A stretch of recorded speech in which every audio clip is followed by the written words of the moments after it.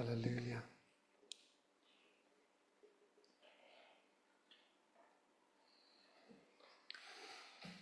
So we're continuing in John. Now we're on 3 John. And this is the shortest book in the Bible. It is tiny. And it's even shorter than 2 John. Now 2 John takes 2 minutes and 15 seconds to read. This one takes 2 minutes and 5 seconds to read at my pace. So it's an extra 10 seconds less if you want to give it a go later.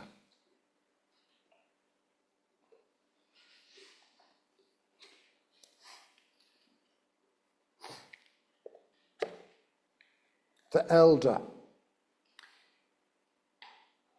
To my dear friend Gaius, whom I love in the truth. Dear friend, I pray that you may enjoy good health and that all may go well with you, even as your soul is getting along well.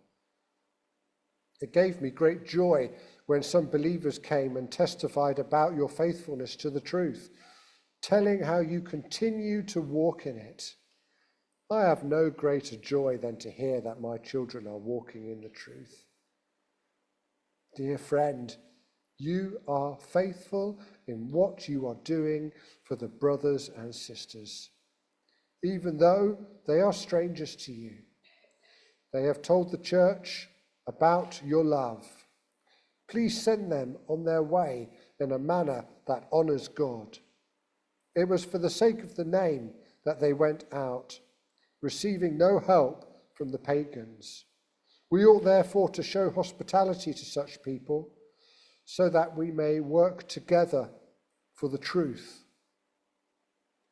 I wrote to the church, but Diotrephes, who loves to be first, will not welcome us. So when I come, I will call attention to what he is doing, spreading malicious nonsense about us. Not satisfied with that, he even refuses to welcome other believers. He also stops those who want to do so and puts them out of the church. Dear friend, do not imitate what is evil, but what is good. Anyone who does what is good is from God. Anyone who does what is evil has not seen God. Demetrius is well spoken of by everyone, and even by the truth itself. We also speak well of him, and you know that our testimony is true. I have much to write to you, but I do not want to do so with pen and ink.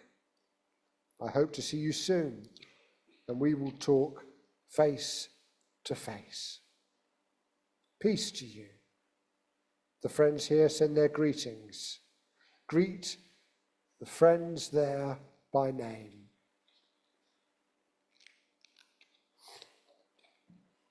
It's a tiny little book,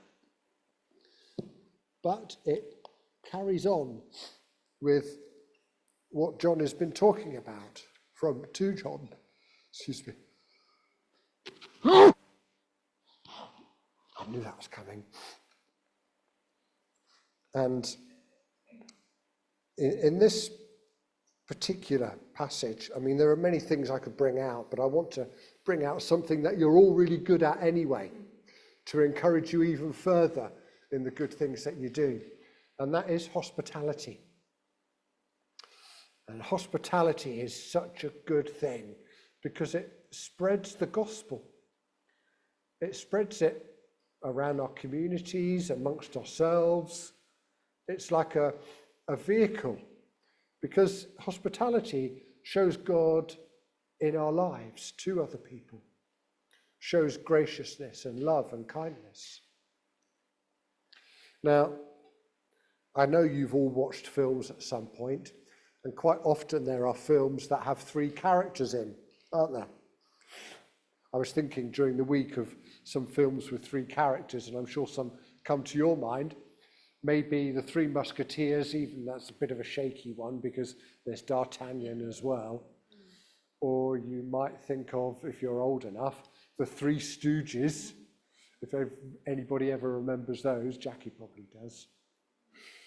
Or who else is in three? You could have perhaps Charlie's Angels. They're in three, weren't they? Or something a little bit more contemporary, maybe Harry Potter. There's three main characters in that as well. Well, we've got three characters in this one. We've got Gaius, Diotrephes, and Demetrius, the three protagonists. And John is writing to encourage Gaius to be hospitable to Demetrius, to follow good examples, like Demetrius is a good example, and not bad examples like Diotrephes. And again, this letter, written about AD 90-ish, it could have been written at the same time, or perhaps even delivered at the same time.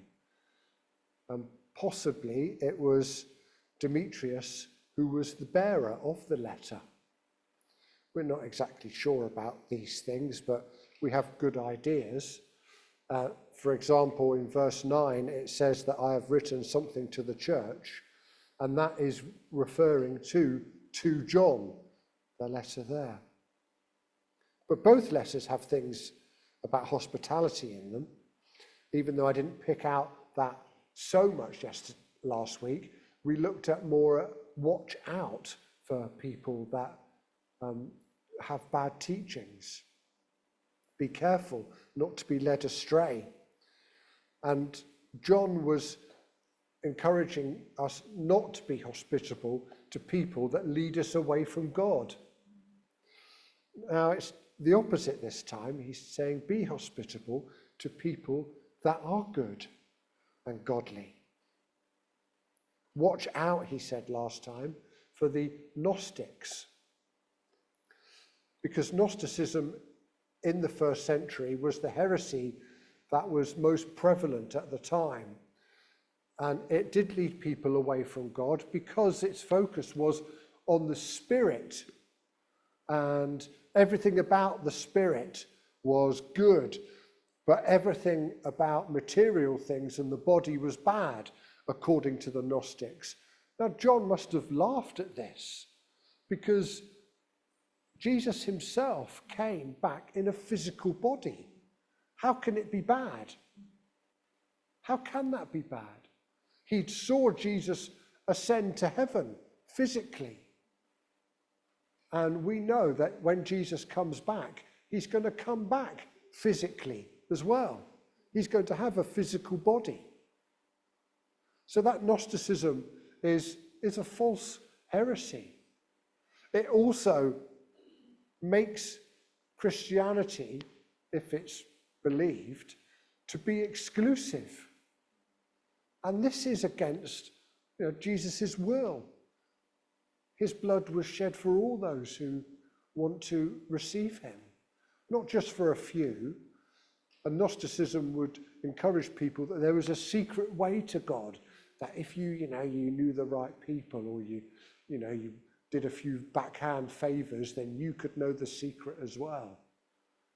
But that's not the way that Jesus taught us, taught the apostles, and teaches us today. Christianity is open for everyone and anyone that wants to know Jesus. He wants to save all people.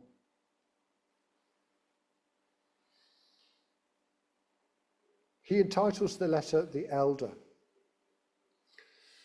Now, all the commentaries consistently say the elder,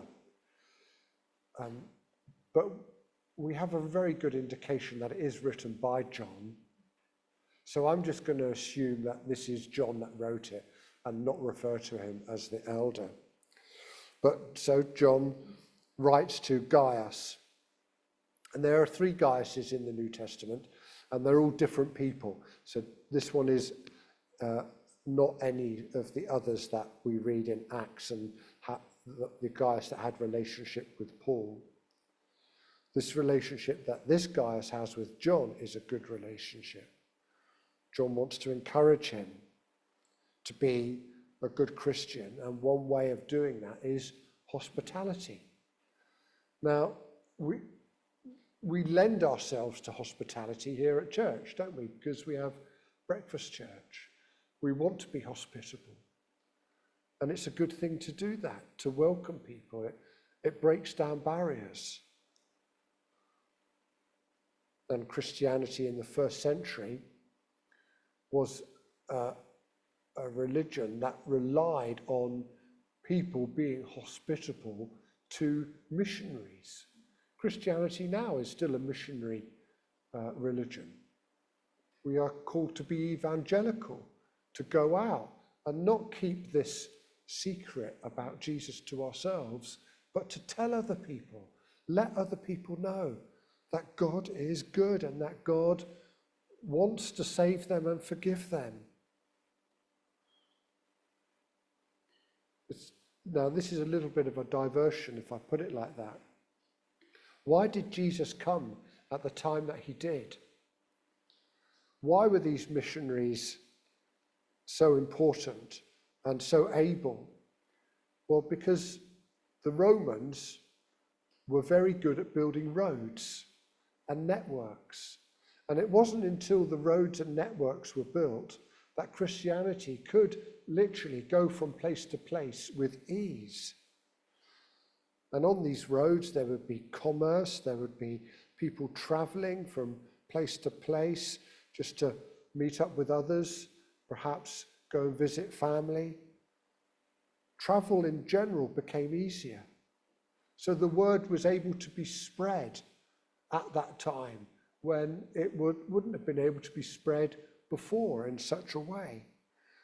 And people who were faithful missionaries could travel from place to place, but they needed somewhere to stay. Now, today we think of hospitality as, invite somebody round to your house for a coffee, or maybe a meal, or maybe to stay the night. Or if it's family, we would be hospitable to them. Come and stay with us. That's our idea today of what hospitality is. And that's not a bad thing. I'm not saying it's bad at all. But it's a lot different to what hospitality was in the first century. Because actually hospitality wasn't encouraged in the first century. And we know that because there was a famous Roman statesman called Cicero who lived about just over 100 years before Jesus was born. And he said that illustrious men should open their houses to illustrious guests. The idea of hospitality in the first century was about gaining for yourself. The only reason to be hospitable was to get something out of it. And it's really interesting that, when Mary and Joseph had to go to Bethlehem, they couldn't find shelter. And Joseph was from Bethlehem. He had family there. Hospitality wasn't one of the things that they thought of as what they normally do. And the fact that John has to encourage it and then praise it when it happens is an indication in itself. Again, that hospitality wasn't the norm. But it needed to be encouraged so that the missionaries could go from place to place. And they didn't want to stay at the inns, because often inns were places of hotbeds of crime and corruption, not necessarily safe places to go.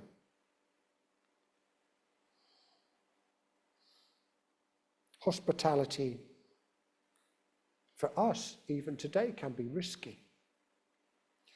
We become vulnerable when we're hospitable. A bit like when we're eating our breakfast in the mornings here. We, spill the milk down our top, get toast in our teeth. We're vulnerable before each other. as we dribble our strawberries. And hospitality is vulnerable when we go to our homes. Sometimes you take the risk. Not all guests are going to be as nice as they could be. But when we are hospitable, it builds a Christian community. When people are hospitable, it builds Christ in people's lives. Now, I'm really grateful that this church is a hospitable church. And there are many here that love to welcome others into their homes and even open their homes for people to stay in.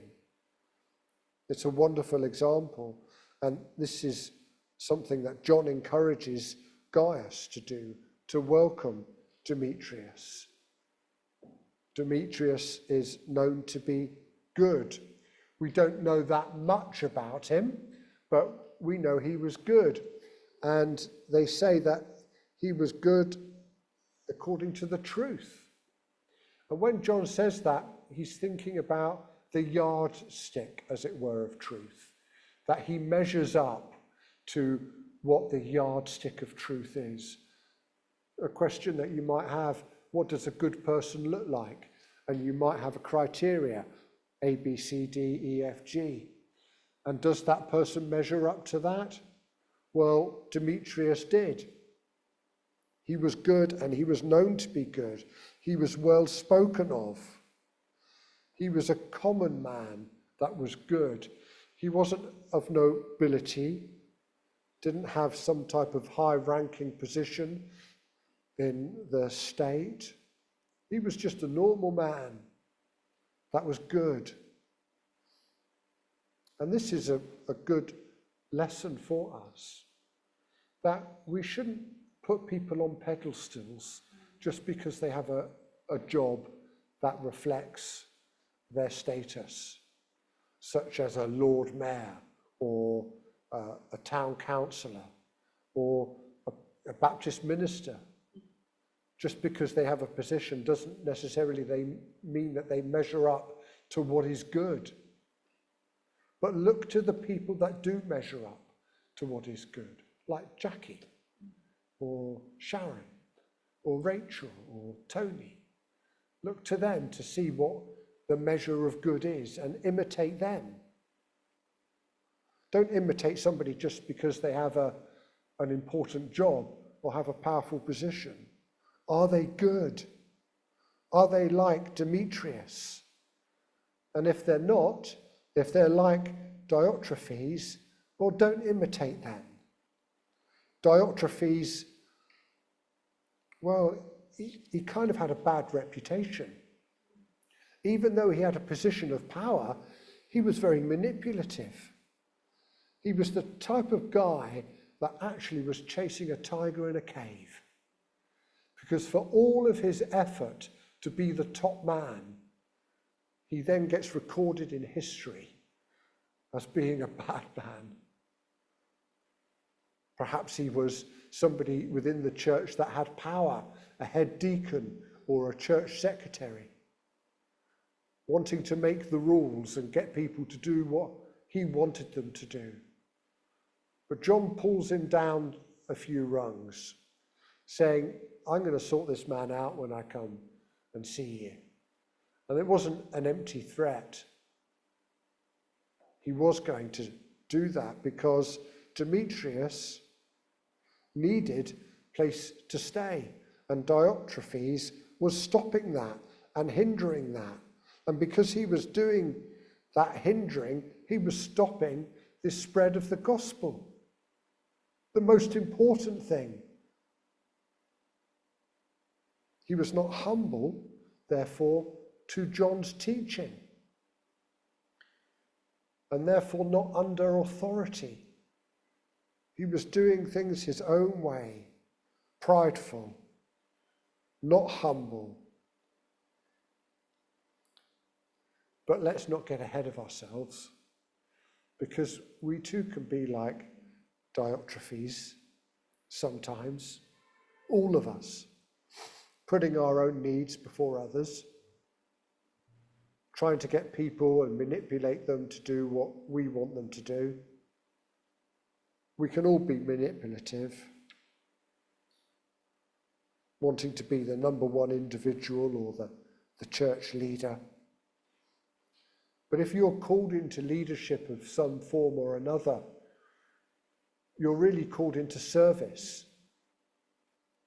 You're called to be a servant to other people. And that's the same whether you're in the leadership of a church or the leadership of where you work or the leadership in your community. You're called into service, not pride. And that's why we need to be accountable to each other. And thankfully, as part of a Baptist denomination and part of Southeast Baptist Association, we are accountable so that people can come in and just check what we're doing to make sure that we're on the right lines. And when I go away on sabbatical, the first person that's coming here is Paul Curley, regional minister, just to check that, I haven't been taking things off at a tangent or another. We're not doing things wrong as a church. We should be accountable. We should be able to have somebody come in here and reflect upon what we're doing and then give us advice. People in authority over us are not our enemy.